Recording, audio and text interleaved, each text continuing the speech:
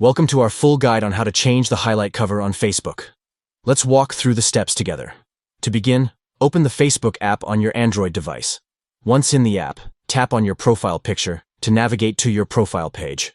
Next, on your profile page, locate and tap on the highlight for which you want to change the cover image. Within the highlight, tap on Add New at the bottom of the screen to access the editing options. Under the cover section, tap on the camera icon to choose a new cover image for your highlight. Select the image you want to use as the cover, then tap on Use at the top right corner of the screen to set it as the cover image.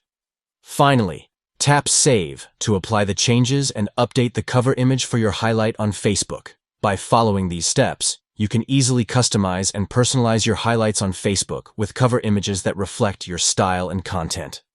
Thank you for watching.